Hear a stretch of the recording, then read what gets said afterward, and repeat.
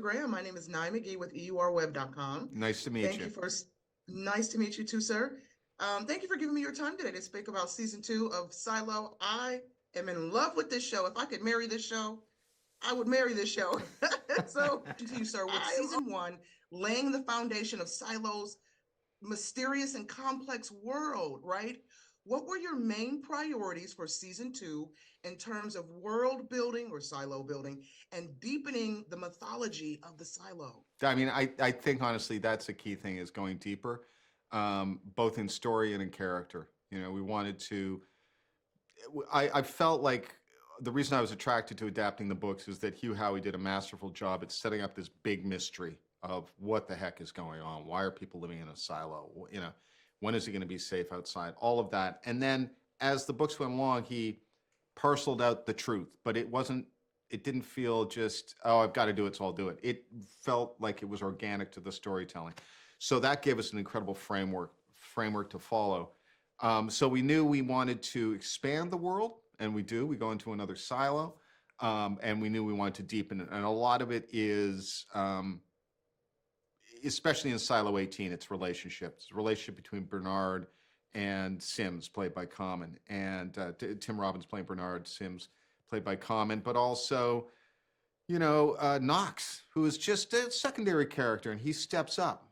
He's from Mechanical, and he has this testy relationship with Shirley, played by Remy Miller, and it was fun to go into there. And then, you know, there are other relations. Martha Walker and McLean, their marriage gets rekindled. It was interesting to go into that. And then the big relationship of the season, though, is Juliet and Solo.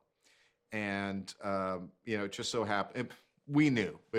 Rebecca and I had a Zoom with Steve Zahn, and he was hilarious. And he did this silly trick. I won't get into it, but we laughed very hard.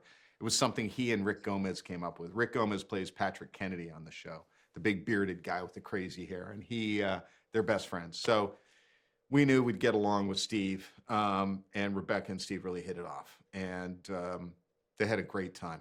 And you can see, although their characters are always, you know, Juliet, here's a guy who hasn't spoken to anyone in 35 years, and he can't stop talking, and that's not what Juliet likes. So that was fun for her to play as well. But yeah, expand it and also go deeper, because we didn't have to set up the whole thing. We didn't have to set up the rules in a silo, all this stuff, the pack, why you get sent out to clean, the birth thing with the fertility, you know, contest, and all of that was already done. So we could just go in and start telling new story, and so that was fun. Okay, so speaking of the original source material, right? And you stand true to the source material while, you know, at the same time crafting a unique and engaging experience for television. Have there been any major changes or additions in season 2 that you're really excited about, or think will surprise longtime fans of the book? No spoilers, obviously, but what can you tease us? I think the way we do the rebellion and how that plays out in Silo 18 is new. I think that, you know, we came up with, it's not a real spoiler thing, but that there's a history of a relationship between Bernard and Judge Meadows. And Judge Meadows was just sort of this heavy drinking character who was kind of peripheral, or we felt not peripheral, but just she wasn't really in power in season 1. Now we go deeper into her story and her relationship with Bernard. And we also go heavily into Bernard and Sims and their conflict and what happens there. But that kind of thing was really fun to see it more of Bernard. I first season, I would sign emails to the other writers as Bernard. And the reason I did that was because I'm an autocratic leader. No.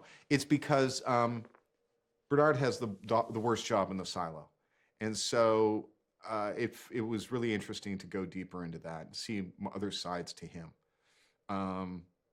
That would be something for, you know, the audience to pay attention to.